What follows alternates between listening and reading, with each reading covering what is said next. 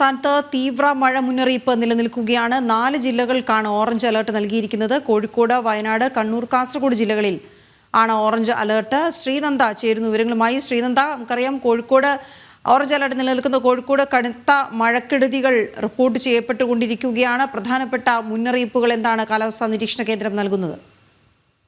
വീണ, വരും മണിക്കൂറിൽ ഇനി ഉച്ച മുതൽ വൈകുന്നേരം വരെ രാത്രി 11 മണി വരെയുള്ള സമയത്ത് മഴ അതിശക്തമായി തന്നെ പെയ്യുമെന്നും അതുപോലെ തന്നെ ഇടിയും മിന്നലോടുകൂടിയ കാറ്റോടുകൂടിയ മഴയ്ക്ക് സാധ്യതയുണ്ടെന്നാണ് കാലാവസ്ഥാ വകുപ്പ് ഇപ്പോൾ പ്രവചിച്ചിരിക്കുന്നത്.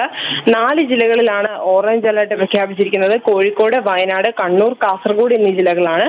മറ്റ് ജില്ലകളിൽ യെല്ലോ അലർട്ടാണ് പ്രഖ്യാപിച്ചിരിക്കുന്നത്. തിരുവനന്തപുരം ഉൾപ്പെടെയുള്ള ബാക്കി ജില്ലകളിലെല്ലാം തന്നെ യെല്ലോ അലർട്ടാണ്.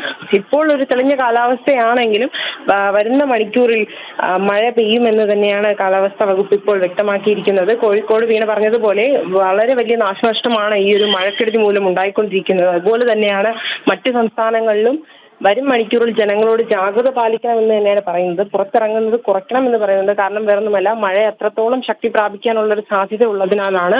തീരപ്രദേശങ്ങളിലൊന്നും പോകരുതെന്നും കടലാക്രമണത്തിനുള്ള സാധ്യതകളുള്ളതിനാൽ ജനങ്ങൾ തീരപ്രദേശത്തേക്ക് പോകരുതെന്നാണ് കാലാവസ്ഥാ വകുപ്പ് ഇപ്പോൾ വ്യക്തമാക്കിയിരിക്കുന്നത്. എന്തായാലും വരും മണിക്കൂറിൽ ശക്തമായ മഴ തുടരുമെന്ന് തന്നെയാണ് നമുക്കിപ്പോൾ മനസ്സിലാക്കാൻ സാധിക്കുന്നത്. വീണ. ഓക്കെ, ശരി ശ്രീനന്ദ.